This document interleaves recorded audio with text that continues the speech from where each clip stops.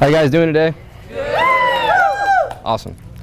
So, I am a songwriter, I am a DJ, I live in Corpus Christi, and I'm a full-time DJ now. And I cannot say that I planned my life to go this way, or that I thought I was going to be a DJ in any way. So, kind of just want to share with you my experiences on how I got here today, and how maybe you can either get here or pursue your creative interests, whether that's in DJing or songwriting, dancing. How many of you here have ever wrote a song before? Nice. How many of you have ever wrote a play, maybe? Nice. All right. How many of you have ever produced a song before? Cool. Got a feeling of how many people are here. Well, first of all, I want to reference Plato, who's a philosopher, right? Plato has a phrase, it's called the Allegory of the cave, right? And basically what that means is, if you have friends and you're trying to explain to them something, right? Not everyone's going to understand what you mean, right? So this is something of a quote for the enlightened, let's put it like that.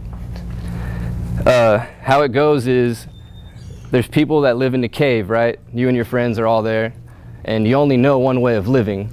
And all these people believe that the shadows on the wall, the illusions that are being displayed, is what's real, right? Because you've never been outside of this cave.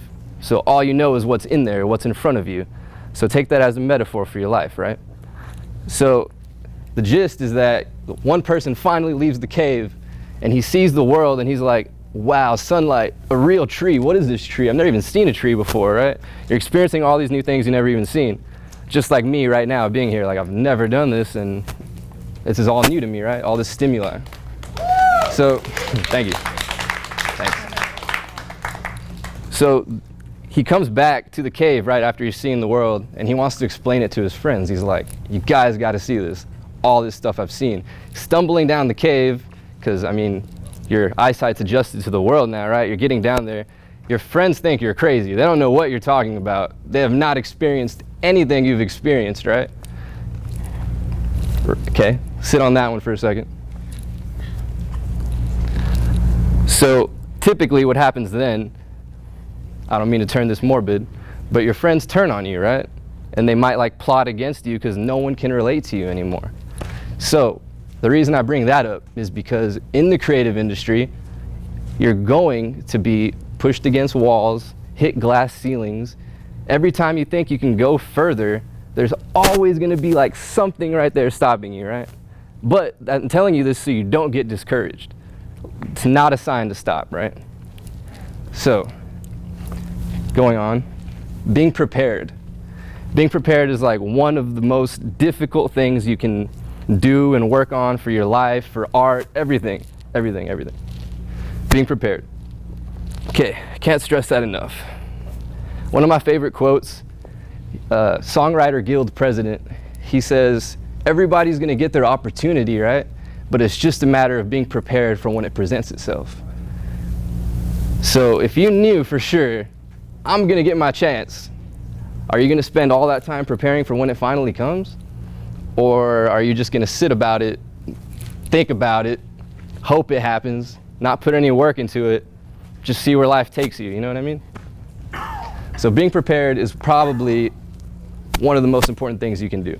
Any creative industry, in life, in general, you guys need to be prepared.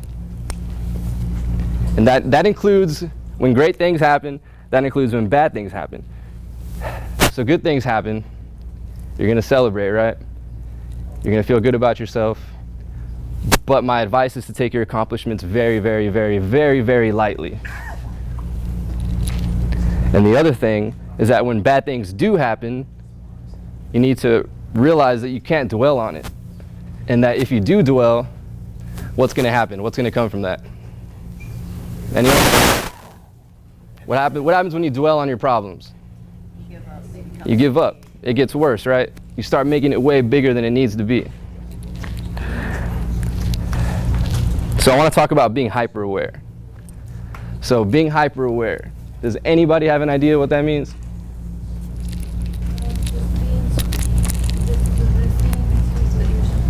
It's a good example. Listening, being attentive. Yes, pay attention, right? Really need to pay attention.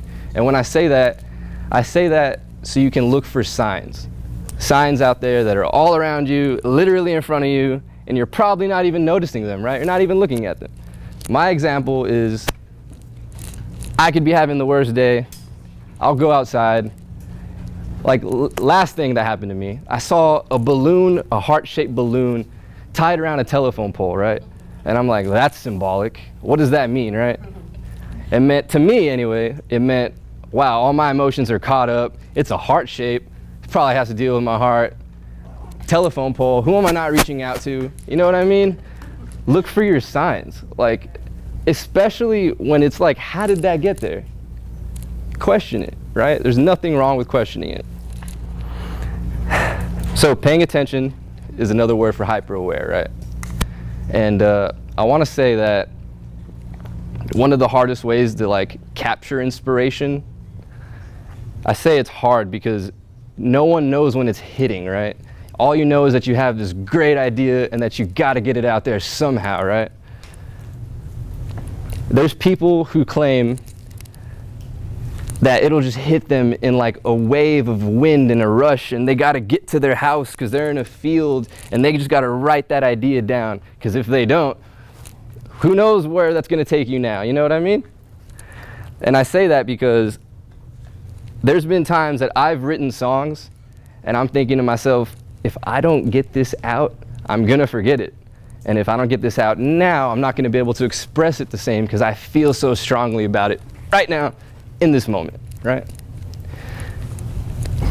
And the funny part is, honestly, probably one of the best songs I ever made, I almost didn't even record it that night. I had to get so frustrated with my friends that I'm like, we got to do this. We have to do this. Like, this is the song. It's going to be amazing. I know how it sounds. It's in my head. And that doesn't happen often either, right? Like, sometimes you're sitting there and you're like, I can't get anything to come. Like, I'm forcing it.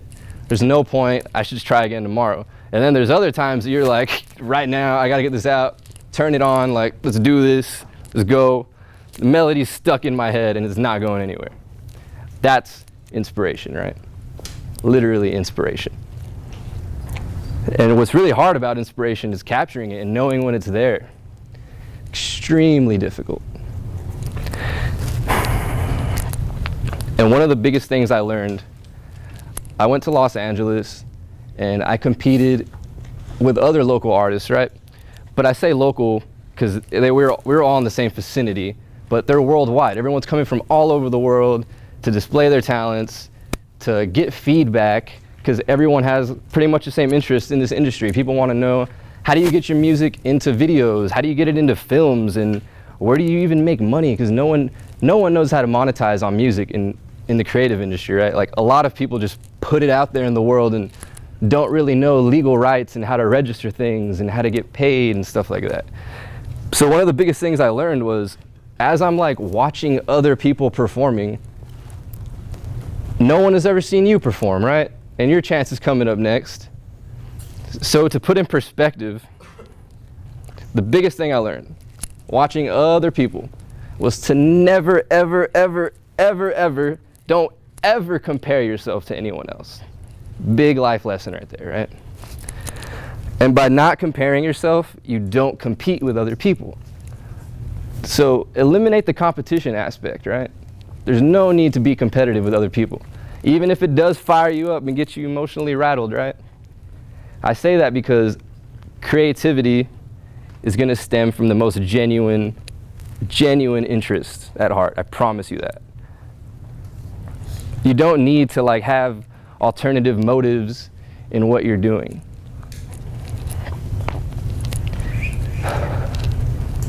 Another quote, I don't know if you're all familiar with Gary Vaynerchuk, right? One of his biggest quotes is, don't drown your passions. That's really hard, right? It's really hard. I'm gonna tell you how not to do it. This is how you stay passionate. You ready? Say you want to be a songwriter. Don't write songs all day. I'm gonna tell you that right now. You're gonna get tired of it. You're gonna get sick of it. I wanted to be a songwriter, right? But I know deep down, if I'm in a major label all day and I'm writing stuff all day and that's all I do, I'm gonna get really sick of it. So that's why I feel like I'm fortunate to still be in the music industry, around it, but not completely drowned in what I want to do. Because then it leaves me coming back to it like, oh yeah, this is what I enjoy doing. And when you take time away from things and you come back to it, you remember like, oh, this is what I love about it, as opposed to doing it all the time and you're drained from it. You know what I mean? You don't have no ambitions after that. You're like, I do this every day. I do this all the time. I'm sick of it. So Djing was something that I did not really have an interest in when I was younger. And it's sad to say that I saw it as a lucrative opportunity, right? I was like, people need this. I can make money here. But little did I know that doing this, I would find a passion in it too. So you never really know when you're going to discover yourself in doing things. Super important that a lot of you will like learn what you're interested in as you're doing it. You don't realize that until it's done, right? So keep your mind open to creative things and what's going on and what you can be involved in for that reason. One of the worst things that ever happened to me, maybe some of y'all can relate to this. How many of y'all have ever been stolen from? Had something stolen from you? That's a lot of people, right? That's the worst feeling ever, right? It sucks. You're like, that was mine. Where did it go? Worst feeling. So in high school, basically this lesson, my mom used to tell me this all the time. How many of you heard this phrase? You are who you hang out with. Yes. I thought it was so cliche. Honestly, I'm like, yeah, right. Like, I can make my own decisions. I'm a good judge of character, right? So you think that until something goes bad, right? High school, I got robbed from my house, and it was who I considered someone a best friend, right? This person breaks in, steals at least $10,000 worth of like heirlooms and jewelry. How am I going to explain that away? It's like my mom just assuming things, like I would steal things, and you know, like my past history did not make me look any better. Let's just put it that way. And telling the truth, it did not help me in that situation. So it's another example of telling the truth and crying wolf, right? Like basically saying, if you tell the truth, people won't question you later all the time. There won't be a need to wonder if you're lying, right? So the importance of telling the truth. So I was robbed in high school. It was a crappy feeling. There's definitely way things worse than that, right? But I tell you this because I referenced it earlier. How are you going to bounce back? How are you going to recover from it? Like, what could I have done? I could have been sad. I could have just like never spoken to anyone again. You know, I could have just secluded myself, never made any more friends. I could have done anything. But my point is how you bounce back from your losses, right? Are you going to take it as motivation and be like, I'm going to go get that back and I'm going to do better? Or are you just going to dwell? Which one? Are you going to be what the experience made you and become better from it? Or are you going to go downward? It's literally one or the other, right? There's only two paths you can literally take. So the Romans had a really good, really good way of living. And the reason I say that is because they believed you could get way more across with what you're saying by saying less. Does that make any sense? So imagine fitting all your thoughts into one sentence, all of them. So they don't even speak unless all of it has been well thought out. To convey your point with the least amount of words, right? Now consider that in songwriting. How you pick your words. And the reason it's so difficult is because you're trying to match your tones and your cadences with melodies, right?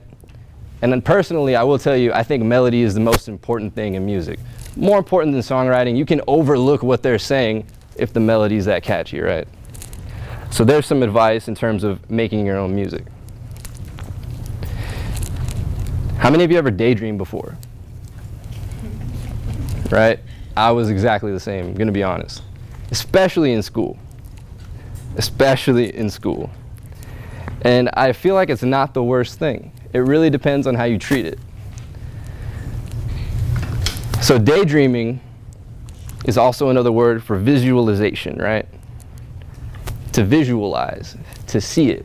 And there's people that think in words, right? You're thinking about your words. And then there's people that think in imagery. Do any of you think in images here, in pictures? Any of you? Right? It's way more rare. It's not as common. It's really rare. And the reason I bring that up is because I like to compare daydreaming and visualization to meditation. So my teachers were, I don't want to say killing my dreams, but they were definitely not encouraging of them, right? And by meditating and visualizing, what I'm trying to say is basically, when you look in yourself and you're trying to figure it out, stop looking externally. Entirely stop looking externally. Everybody's always asking me, like, literally, this is the quote, all right, what's the secret? What's the key? What do I got to do? And I'm like, what does that even mean? Like, you're just looking for a shortcut in a one sentence. Like, what's the secret? Basically, stop looking for happiness everywhere out there. Like, stop thinking all your happiness is out there, honestly, because it's literally right here. Once you start looking in yourself, all your answers are going to come. Every single thing that you're thinking about, it's going to be answered. Promise you.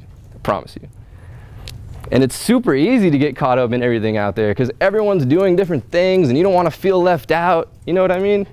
It's so easy to want to be involved in every single thing. But you have to pick your niche, right? What are you most interested in? And once you figure that out, you'll start to realize your creative potential, literally. So meditation is literally visualizing.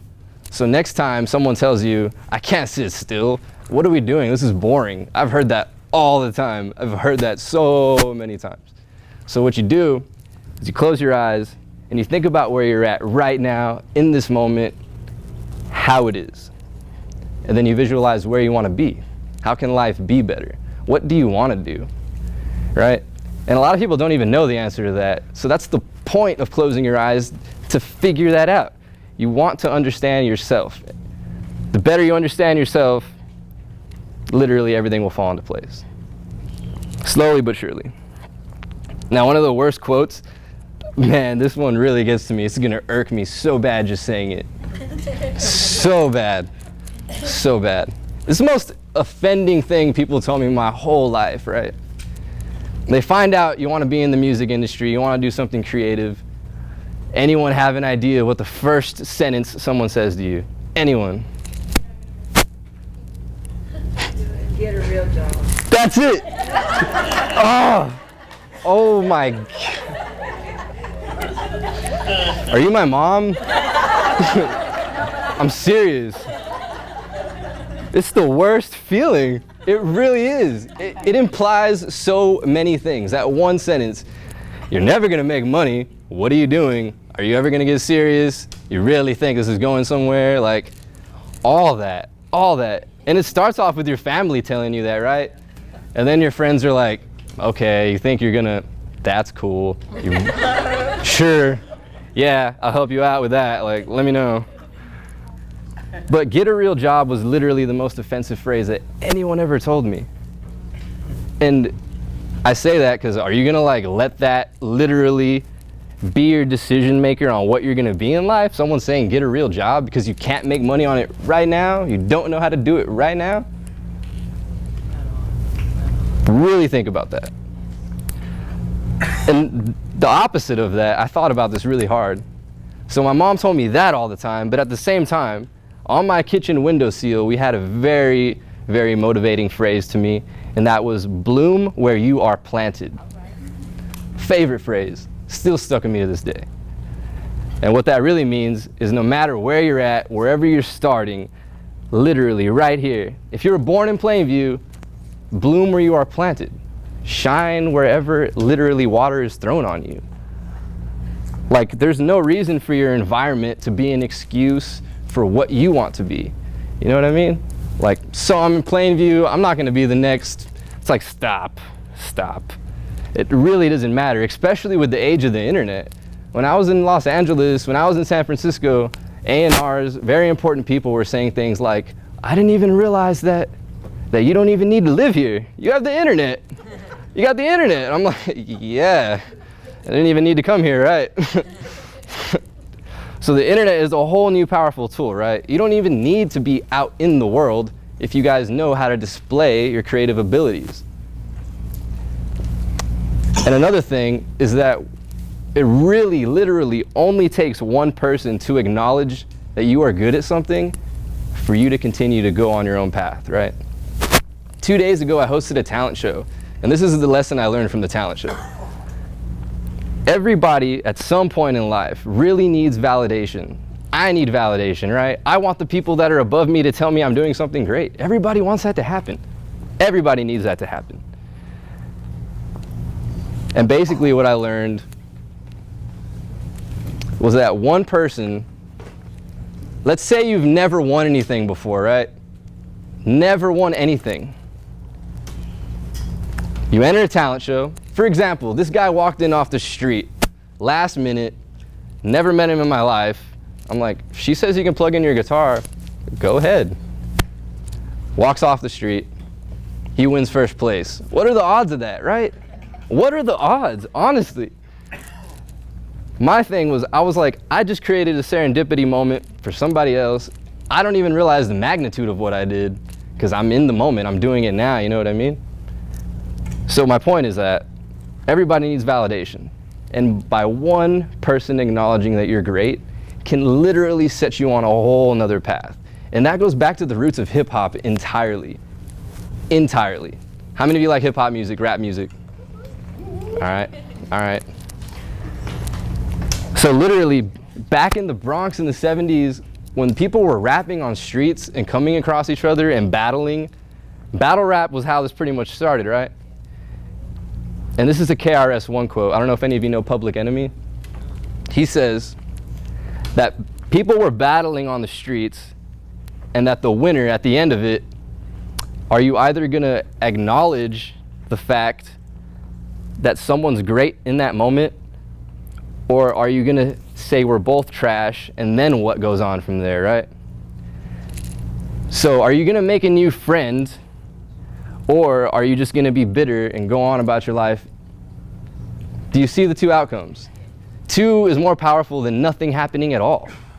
And one person acknowledging that you're great, now you're both on a path together toward greatness, as opposed to just being like, you're not that good, peace, and being on, going on. Basically, you can start to form a team very early just by acknowledging that someone is great, right?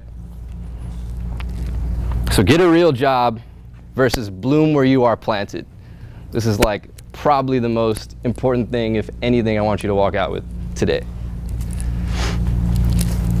Getting into talking about risk. The real definition of risk, right? You take a lot of risks in the music industry. You throw money at a lot of things. I had to waste thousands of dollars just to realize I didn't even need to spend that money. Like I could have gone and done so many other things with it, right?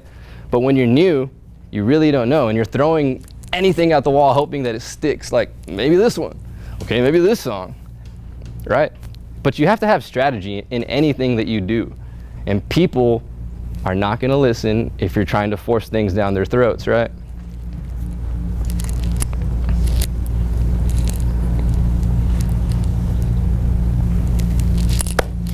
It's very specific. I kind of wanted to avoid this, but I'm gonna talk a little bit about drugs.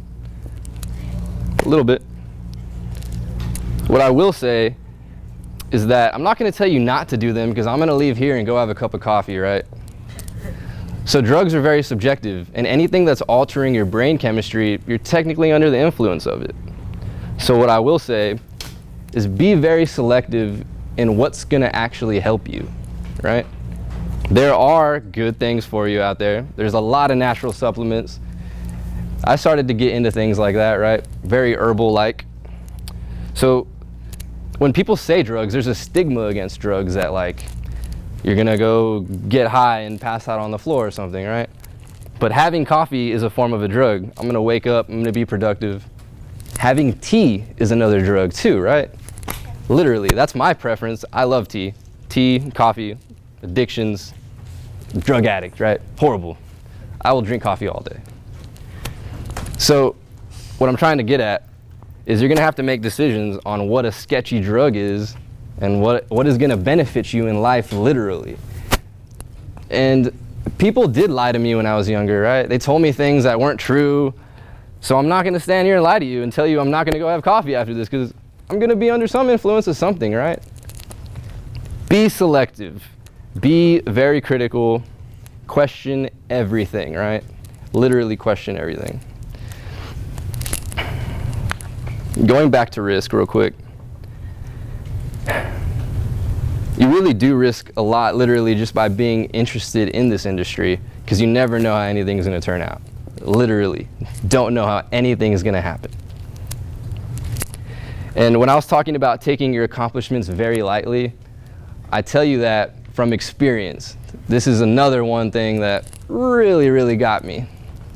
Anytime that you take pride and you're extremely proud of what you've done, is typically when the universe knocks you right back down to size. Literally. Literally, literally. And what I mean is you never want to be proud that you got one over on somebody, right? You shouldn't win and be like, yeah, I knew it because I'm the best. You don't want that attitude, because whether you call it God or a higher power, I said the universe will literally knock you right back down to size. It's like, you thought. You really thought, like. So take your accomplishments super lightly. You're like, yeah, I did it, but who knows how that could have gone. I'm grateful. You know what I mean? And then go help somebody else out. That's basically what you should be doing. If you have an opportunity created for you, go create some other opportunities for other people that should be in the same position as you, right? People that are just as passionate about what you're doing. And the sad part is, in the industry, there's gonna be a lot of people who are gonna listen to you and then not even tell you. They could be your biggest fans listening to your music, and you wouldn't even know until your song sounds just like theirs and it's out. And you're like, how did that happen? How did this happen, right? You really never know. And these people, they've been doing it so long, and there's a lot of money invested in interest, that they're not gonna tell you they're your fans. They're not. They're literally not. They're gonna listen to you just like I listen to my favorite artist, and that's it. So back to pride. Really take your accomplishments lightly. Extremely lightly. First place is great. Second place is just as cool too. Third place is just as cool. That has to do with winning, right? And what I was saying, when one person acknowledges that the other person's great, now you're on a whole nother path together. Why not work with that first place winner, second or third place? And a lot of things that people don't understand about collaboration, the main one,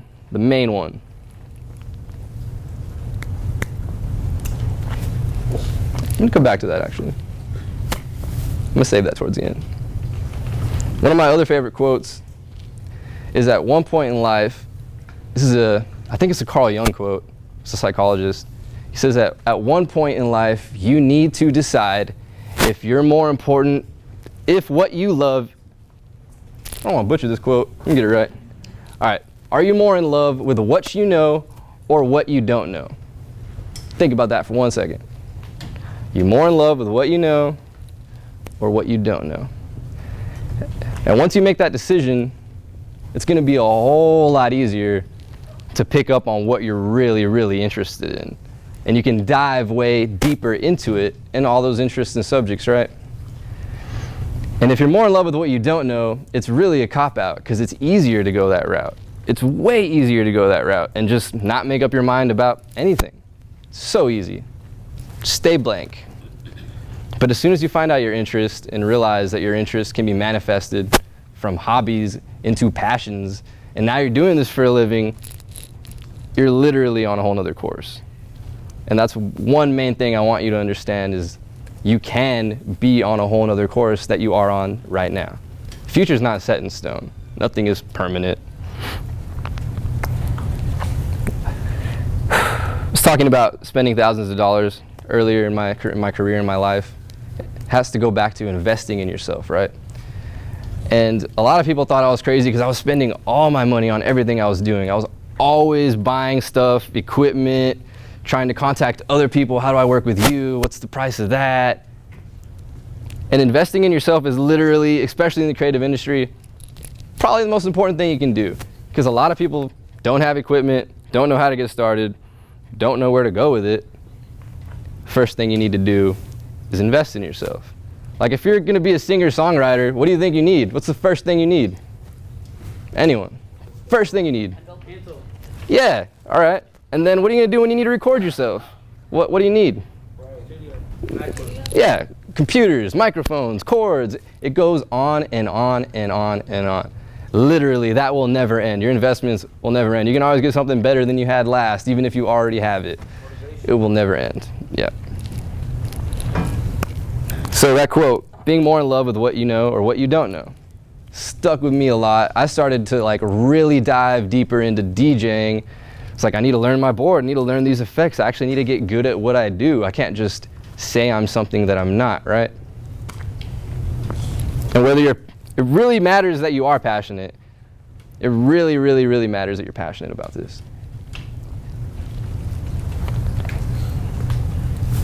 8 years old, I won my first talent show. I was in 2nd grade, right?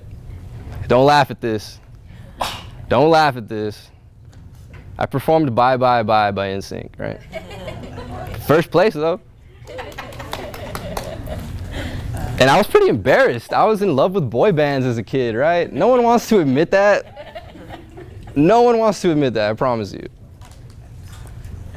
But that really had a tremendous amount of influence on me, right? There's really no shame in that who cares what you think is great if it's gonna influence you and make you great as well, right? Don't be ashamed of your favorite artist in any way, right? Everybody's gonna have personality flaws no matter what. And there's an exchange and a give and a take, honestly. I believe there's a give and a take for being so creative, being a genius in your own way. You can like people for the creative arts. Don't have to like them as a person, right? Sure, a lot of you can think of people in mind. People come to mind when I say that. Really want to emphasize the importance of reconfirmation, though. Somebody acknowledging that what you're doing matters, right?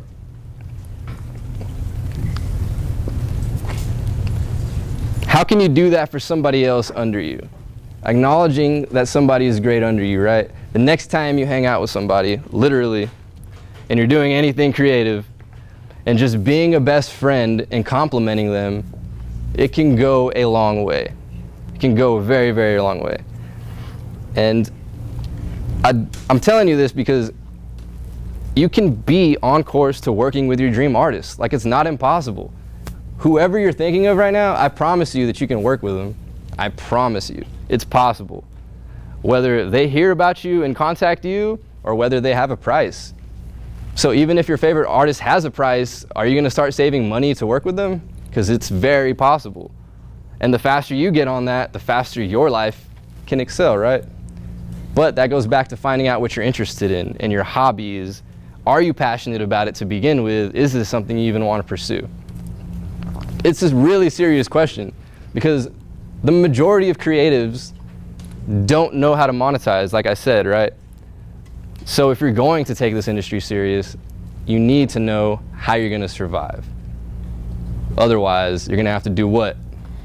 Get a real...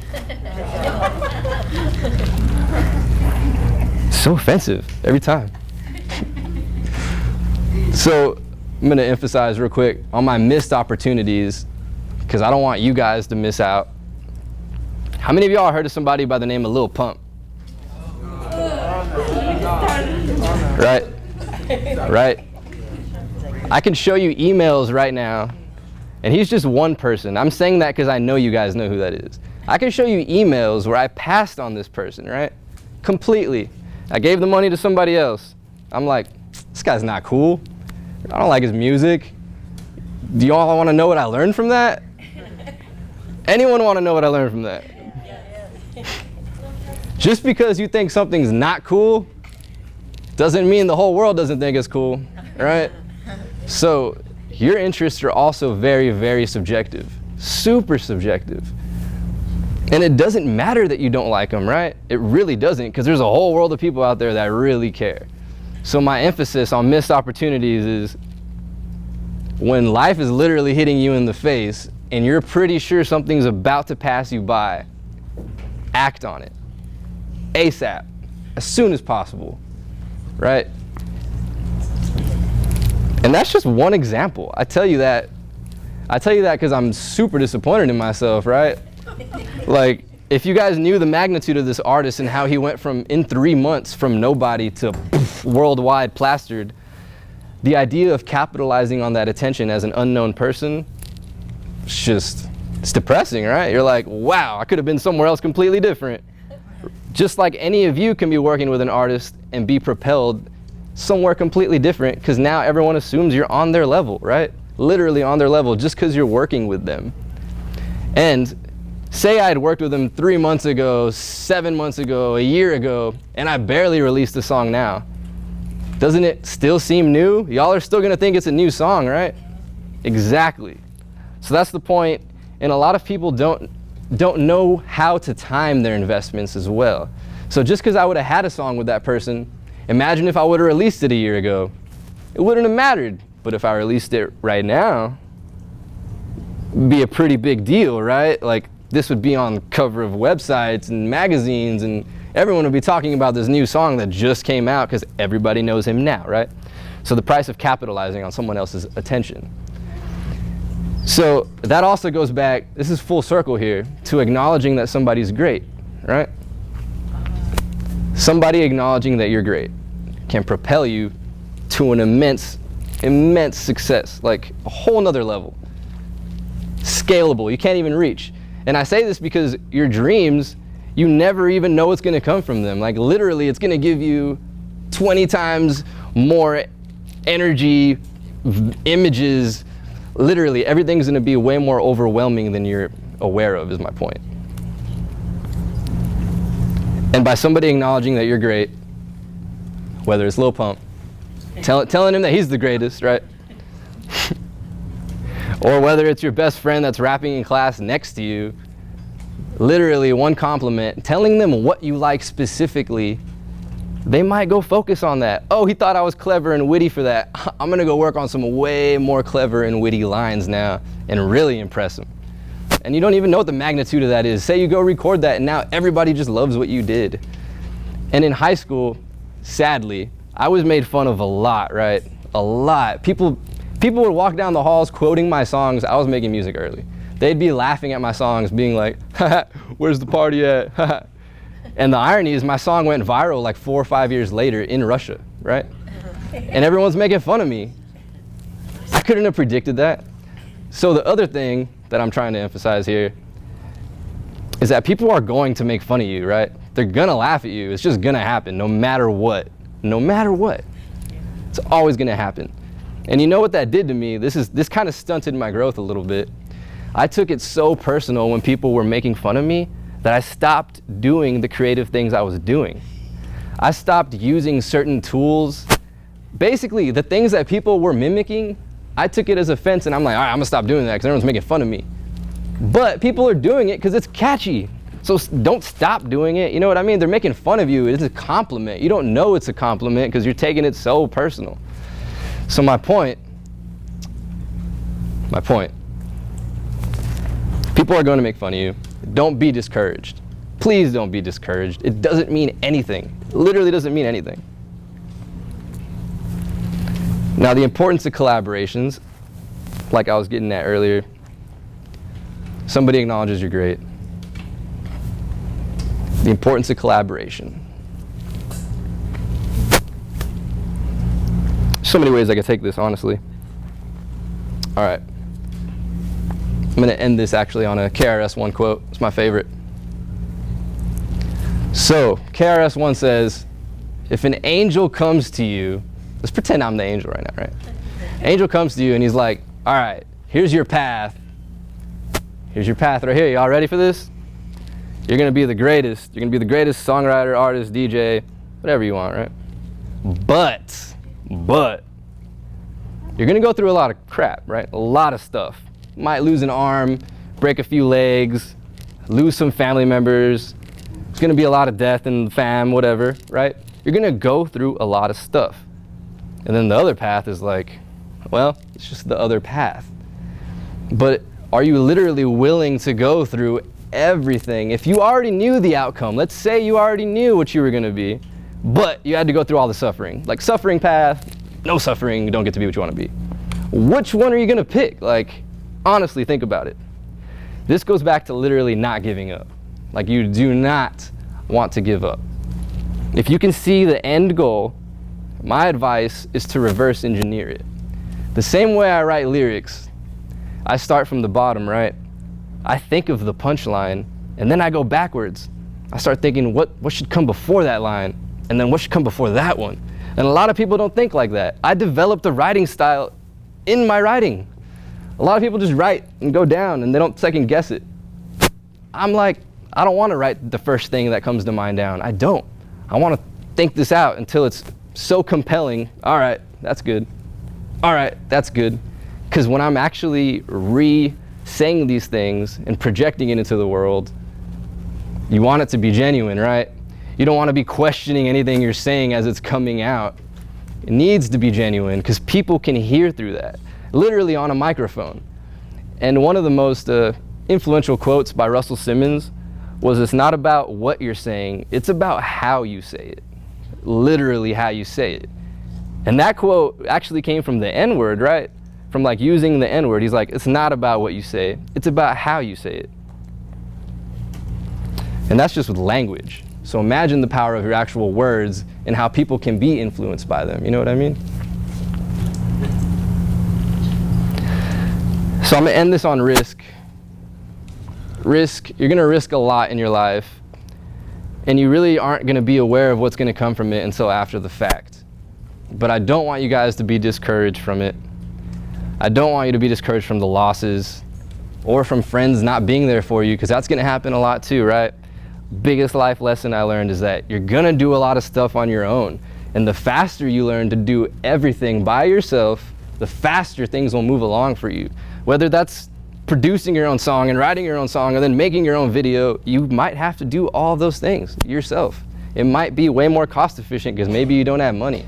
It's like, are you gonna use your brain and your time? How are you going to use your time?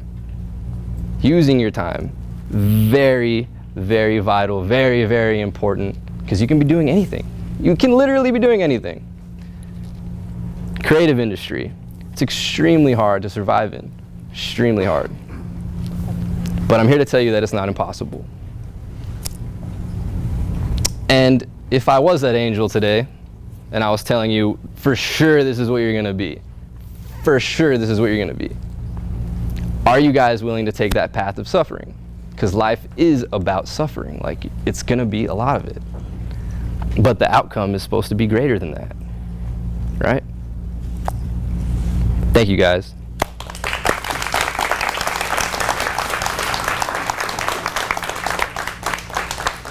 Actually, the YouTube is JoeCat Promotions, but this is literally Trying to lick you up. this is literally all my socials though. Oh, is there social media? Yeah. Alright, good.